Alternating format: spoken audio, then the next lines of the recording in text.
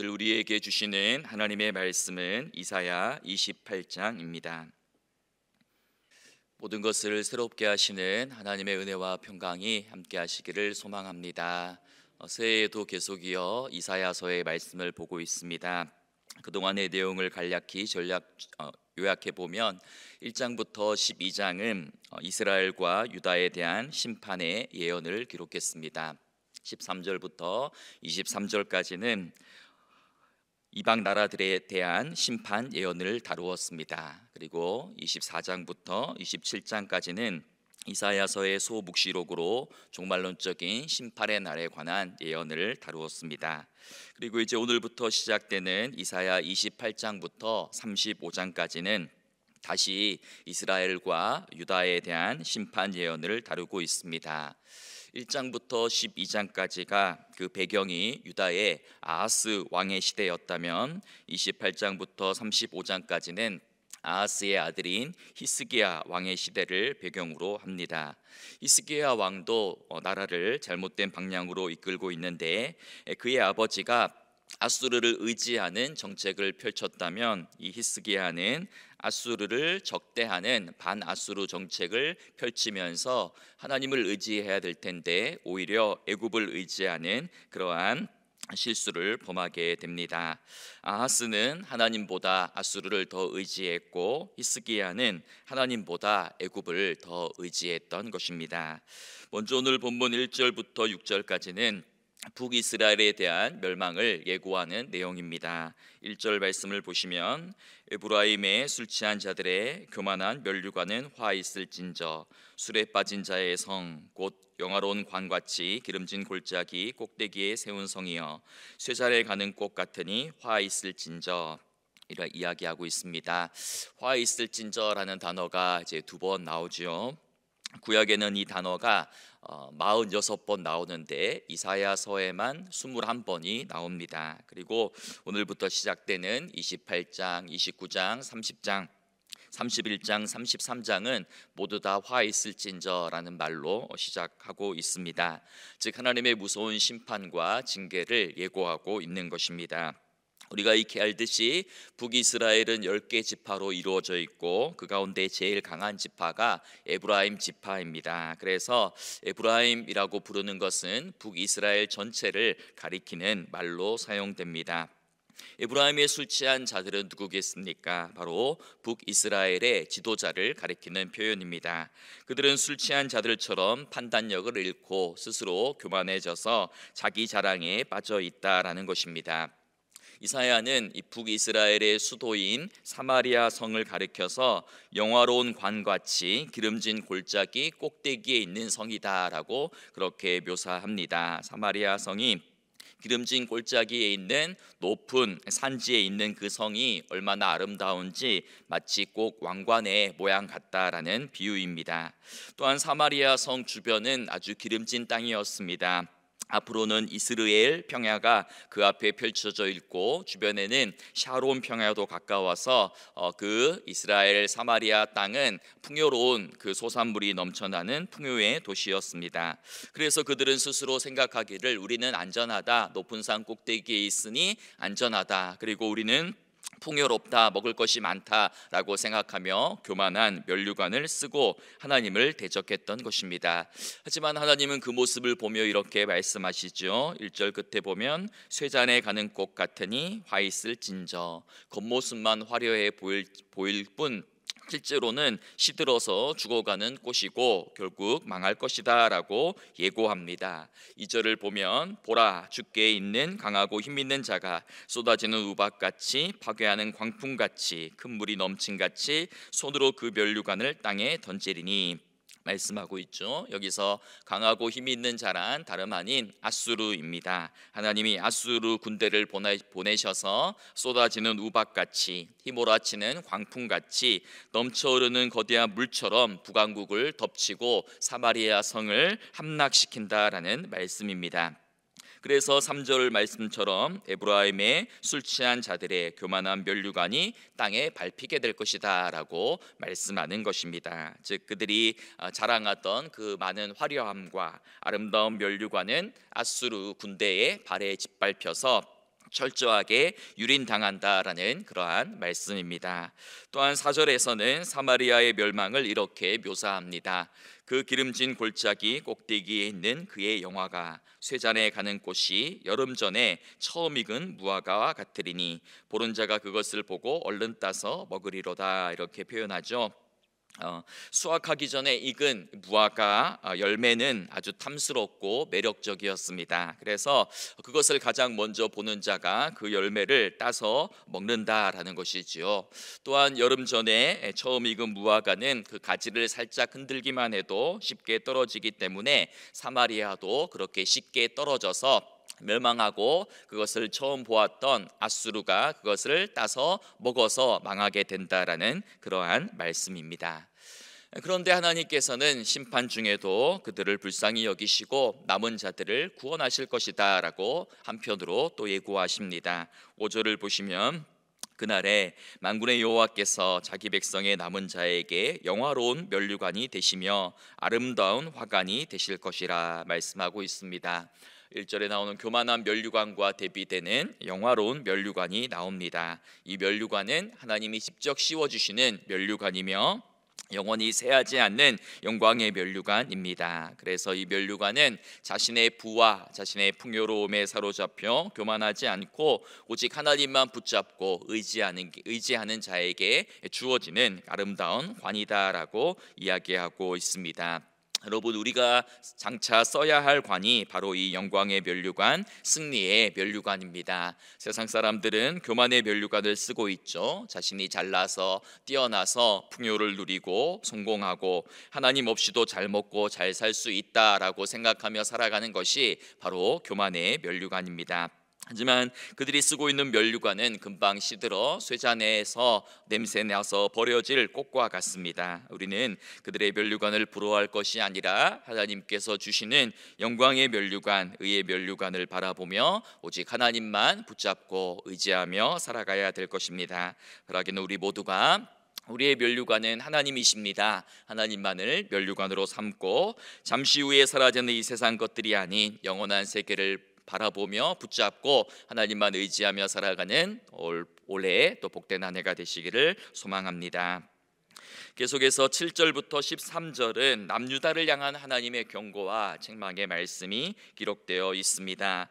사실 이 남유다는 북이스라엘의 멸망을 타산지석으로 삼아서 회개하며 하나님을 바르게 섬겨야 했습니다. 주전 721년경에 북이스라엘이 아수르에 의해서 망하는 모습을 지켜보면서 하나님을 두려워하고 의지해야 했습니다. 그럼에도 불구하고 이 남유다 역시 똑같은 길을 걸어가고 있었던 것입니다. 7절과 8절을 보시면 그리하여도 이들은 포도주로 말미암아 옆걸음치며 독주로 말미암아 비틀거리며 제사장과 선지자도 독주로 말미암아 옆걸음치며 포도주에 빠지며 독주로 말미암아 비틀거리며 환상을 잘못 풀며 재판할 때에 실수하나니 모든 상에는 토한 것 더러운 것이 가득하고 깨끗한 곳이 없도다 책망하고 있습니다.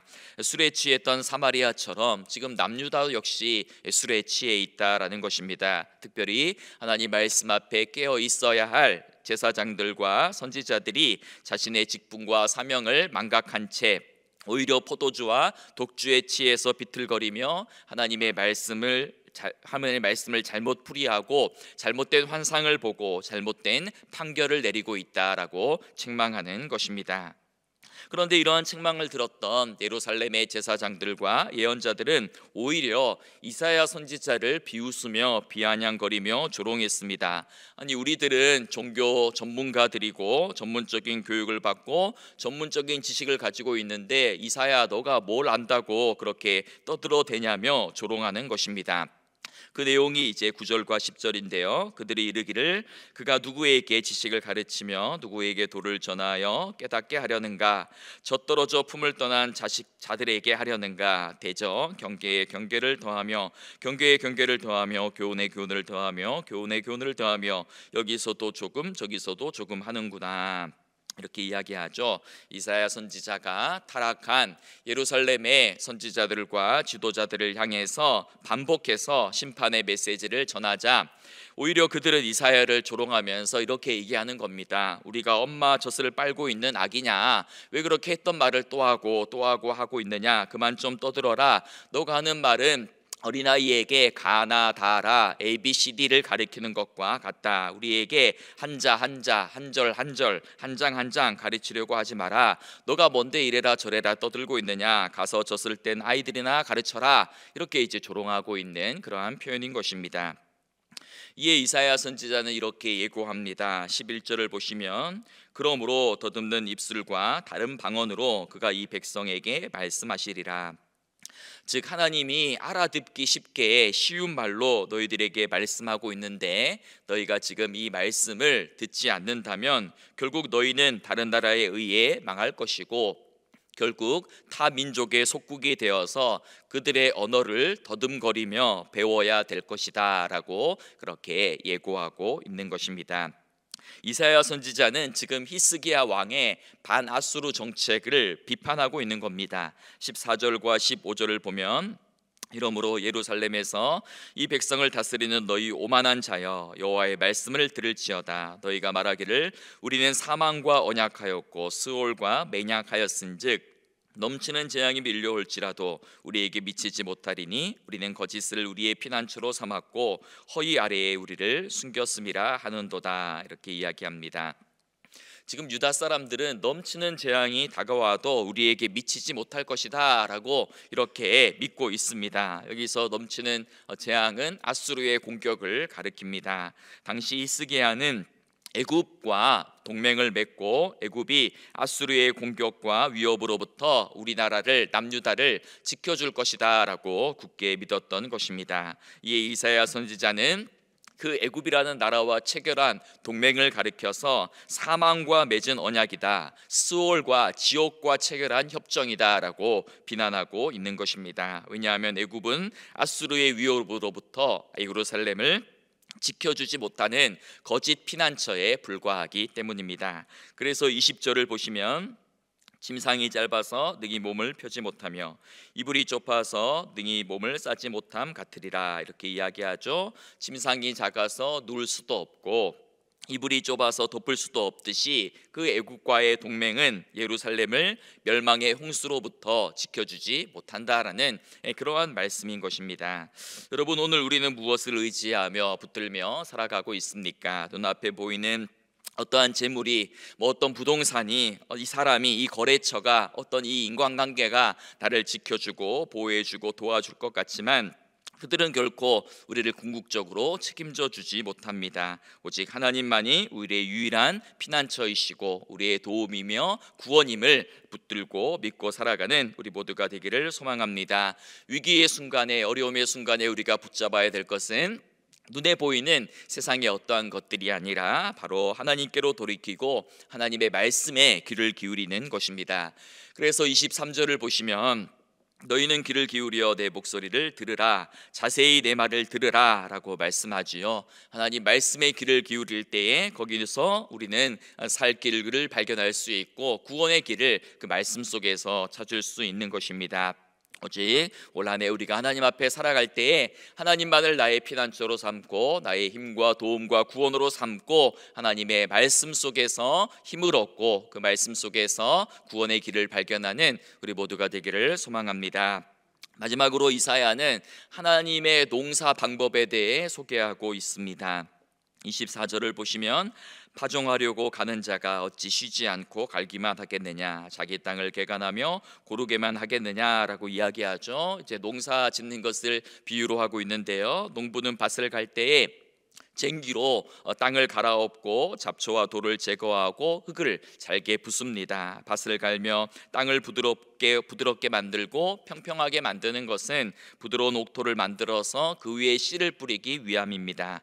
그래서 25절을 보면 지면을 이미 평평히 하였으면 소의 양을 뿌리며 돼의 양을 뿌리며 소맥을 줄줄이 심으며 대맥을 정한 곳에 심으며 귀리를 그가에 심지 아니하겠느냐 이렇게 얘기하죠. 밭을 간 후에 씨를 뿌리는데, 씨를 뿌릴 때에도 뭐 대충 아무데나 뿌리는 것이 아니라 토양에 따라, 종자에 따라, 씨앗에 따라 다르게 심어야 된다라는 것입니다. 소의 양과 대의 양은 뿌려야 되고, 소맥 즉 밀은 줄줄이 심어야 하고, 대맥 즉 보리는 정한 곳에, 귀리는 그 주변에 심어야 한다라는 것입니다. 그리고 추수할 때 타작을 하는데 그 타작 방법도 곡식마다 다 다르다라는 것을 말씀합니다. 27절과 28절을 보면 소의 양은 도리깨로 떨지 아니하며 대의 양에는 수레바퀴를 굴리지 아니하고, 소의 양은 작대기로 떨고 대의 양은 막대기로 떨며, 곡식은 부수는가 아니라 늘 떨기만 하지 아니하고 그것에 수레바퀴를 굴리고 그것을 말굽으로 밟게 할지라도 부수지는 아니하나니, 이렇게 이제 이야기하죠. 즉 타작을 해서 알곡을 거두는 방법도 다 다르다라는 것입니다. 단단한 곡식을 알곡을 탈고 갈 때와 약한 알곡을 탈고 갈 때 동일한 방법을 쓰지 않는다라는 것이죠. 소의 양과 대의 양을 거둘 때는 도리깨나 수레바퀴가 아니라 막대기나 작대기로 살살 떨어야 된다라는 것이고, 밀과 보리와 기를 타작할 때에는 수레바퀴를 굴려야 된다라는 것입니다. 곡식의 종류가 다르고 그에 따라서 알곡을 수확하는 방법이 다 다르듯이, 하나님이 사람을 이 다루는 방법도 다 다르다라는 그러한 이야기입니다. 우리의 기질과 성격과 우리의 배경과 우리의 신앙의 그러한 연륜이 다 다르기 때문에, 하나님이 어떤 사람은 살짝 막대기로 톡톡 치기도 하지만, 어떤 사람은 도리깨질을 하기도 하고, 어떤 사람은 수레바퀴를 굴리기도 하고, 어떤 사람은 말 발굽으로 이렇게 굴리며 찍기도 한다라는 것입니다. 즉 작은 시련과 작은 쌓임만 줘도 금방 하나님께로 돌이키는 사람이 있는 반면에, 여러 가지 많은 고난과 시련과 어려움을 줘도 껍질이 딱딱해서 잘 깨어지지 않는 사람이 있다라는 그러한 이야기입니다. 29절의 말씀처럼 그의 경영은 기묘하며 하나님의 지혜는 광대합니다. 하나님은 우리 인생을 각각 다르게 이끄시며, 우리 인생에 만나는 시련과 고난과 어려움도 다 다르고 다양합니다. 우리는 주님의 지혜와 경영을 모두 다 알지 못하지만, 하나님은 우리에게 가장 알맞은 방법으로, 가장 적절한 방법으로 우리의 삶을 구원과 생명으로 이끄신다라는 것입니다. 하나님께서 하시는 일의 시종을 우리가 다 알지 못하나, 하나님은 우리를 사랑하시고 우리에게 복 주시며, 우리가 하나님만 의지하며 하나님만 바라보며 살아가도록 때로는 고난을 주시기도 하고 때로는 어려움을 주시기도 한다라는 것입니다. 이 사실을 우리가 기억하면서, 하나님께서 여러 가지 사건을 통하여 우리에게 말씀하시고 우리를 가르치실 때에 불평하거나 낙심하거나 또 원망하지 않고, 그 모든 상황과 사건과 또 때로는 어려움 속에서 하나님의 음성을 듣고 하나님을 더 의지하고 붙드는 우리 모두의 복된 삶이 되기를 소망합니다. 시간 함께 교만할 때, 기도할 때에 하나님 교만의 면류관을 벗게 하여 주시고, 하나님이 씌워주시는 영광의 면류관 쓰게 하여 주옵소서. 하나님 아닌 다른 것들을 의지하지 않고 하나님만을 피난처로 삼고 살게 하여 주옵소서. 우리보다 우리를 더 잘 아시고 우리의 길을 가장 잘 아시는 하나님, 올해도 모든 시간과 상황 속에서 하나님의 뜻을 발견하게 하시고, 그 가운데 주님께 순종하며 주님 더 많이 알아가고 닮아가며 사랑하는 한 해가 되게 하여 주옵소서. 기도하시기 바랍니다. 우리 항공 여객기 참사로 인하여 슬픔을 당한 우리 많은 또 가족들과 우리 이 나라를 위해 기도해 주시고요. 어지러운 전국과 혼란한 사회, 경제, 또 국방, 여러 가지 의료, 교육, 의료, 여러 가지 우리 나라의 또 여러 가지 모든 영역 가운데 오직 하나님의 뜻이 바로 설 수 있도록, 속히 나라가 안정될 수 있도록 기도해 주시기 바랍니다. 담임 목사님의 건강과 환우의 건강을 위해 기도하겠습니다. 하나님, 한 해를 또 기도로 열어갑니다. 하나님, 또 새해를 또 시작하는 또 하나님이 새벽에 하나님의 은혜를 구하며 말씀 앞에 나왔습니다. 하나님 아닌 다른 것들을 의지하지 않도록 도와주시고, 교만의 면류관 벗고 영광의 면류관, 하나님이 씌워주시는 의의 면류관, 생명의 면류관을 바라보며 하나님만 의지하며 붙잡고 살아가는 복된 한 해가 되게 하여 주옵소서. 하나님, 우리의 구원의 길이 눈에 보이는 이 세상에 어떤 것들에 있지 아니함을 알게 하여 주시어서 하나님 꽃과 같이 시들어 버릴 것에 우리의 마음을 두지 않도록 도와주시고 영원한 세계를 바라볼 수 있는 믿음의 눈을 주시고 하나님만 우리의 피난처로 삼고 살게 하여 주옵소서. 하나님은 우리보다 우리를 더 잘 아시는 분이십니다. 우리의 길을 가장 잘 아시는 분이시오니 하나님께서 우리를 다루실 때에 하나님 때로는 고난과 어려움과 시련을 주시기도 하고 때로는 하나님 아버지 또 원치 않는 사건과 사고들을 만나기도 하십니다. 그 모든 하나님 아버지 사건과 사고와 그 모든 상황 속에서 주님의 뜻을 발견할 수 있는 은혜를 베풀어 주시옵소서.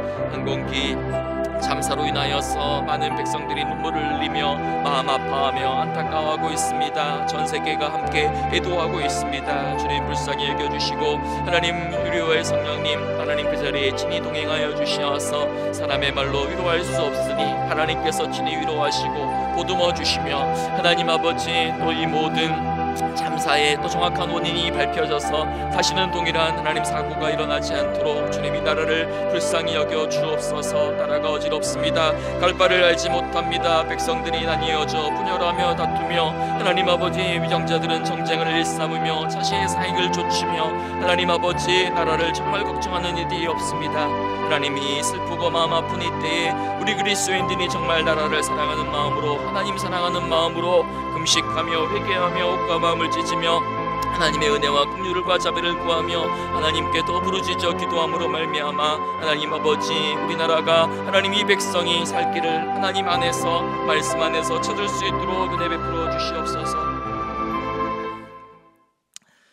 우리보다 우리를 더 잘 아시고 우리의 갈 길을 가장 잘 아시는 하나님 올 한 해도 말씀과 기도로 새해를 시작하며 하나님의 은혜를 구합니다. 하나님 우리의 가는 걸음을 하나님께서 친히 인도하여 주시고 앞서가시며 가장 좋은 길로 인도하여 주시고 하나님 모든 시간과 모든 사건과 모든 상황 속에서 원망하거나 불평하거나 낙심하기보다는 하나님의 뜻을 찾게 하시고 하나님의 마음을 깨달아 알 수 있는 그러한 지혜와 영안을 허락하여 주시옵소서. 하나님 꽃과 같이 시들어 버릴 하나님 아버지 세상 것들의 마음 빼앗겨 살지 않도록 도와주시고 교만의 면류관을 벗고 하나님이 씌워주시는 생명의 면류관, 의의 면류관, 영광의 면류관을 씌며 하나님만 의지하며 붙잡고 살아가는 복된 인생 되게 하여 주옵소서. 하나님 여객기 참사로 인하여서 하나님 아버지 많은 백성들이 울고 있습니다. 전 세계가 함께 애도하고 있습니다. 주님